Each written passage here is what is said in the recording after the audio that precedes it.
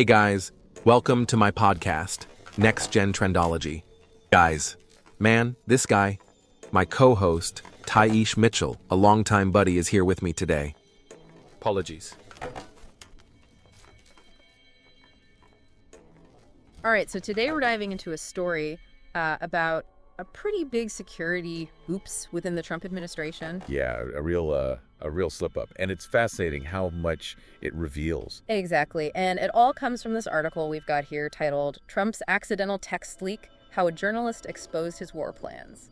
Catchy title, right? It definitely grabs your attention, and I think our mission today is to kind of unpack this whole thing. Yeah, cut through the noise and see what's really at the heart of this event and its implications. For sure, because it gets pretty wild when you think about it. So we're talking March 2025, and according to this article, Jeffrey Goldberg, The editor-in-chief over at The Atlantic. Yeah, he somehow ends up in a Signal group chat.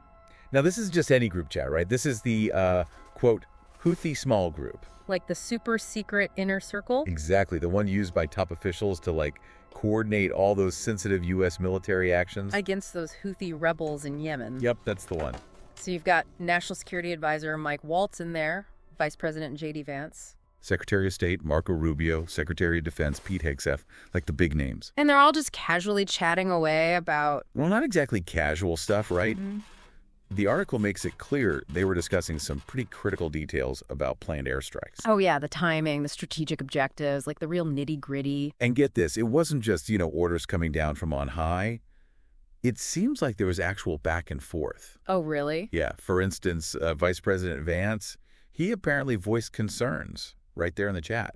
About? Well, he was worried about the potential impact on oil prices, and whether the whole thing was really in sync with our broader European strategy.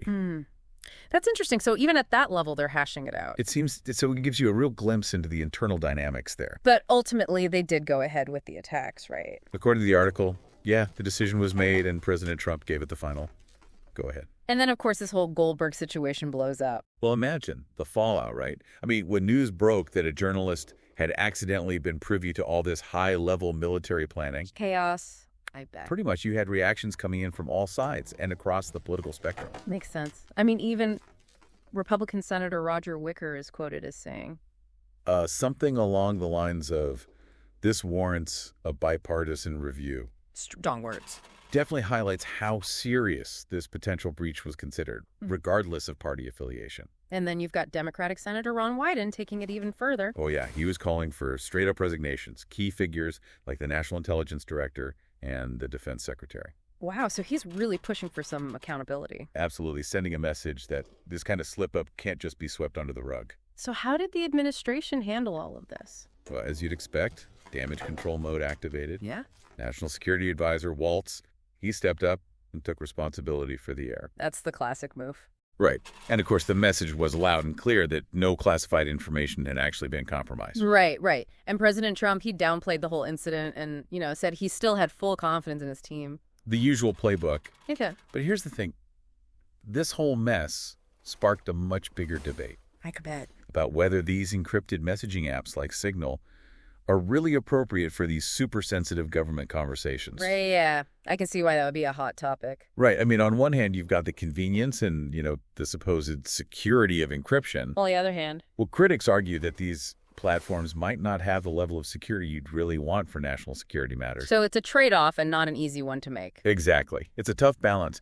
And this whole incident has understandably led to calls for a serious review of those communication protocols. It's funny because this wasn't some elaborate cyber attack or anything, just good old-fashioned human error. But with potentially huge consequences, right? Yeah, it really highlights how crucial vigilance is and having solid protocols, especially when you're dealing with national security stuff in this crazy digital world. Absolutely no room for complacency.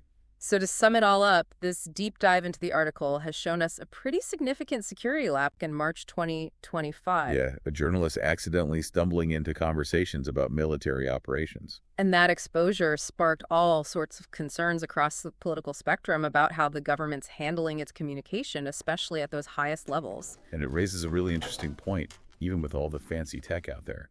Human error is still a major vulnerability. Especially when it comes to sensitive information within the government. Couldn't agree more. And it leaves you wondering, as we keep relying more and more on digital communication, how do we actually keep things secure and ensure accountability in those crucial government operations? That's the million-dollar question, isn't it?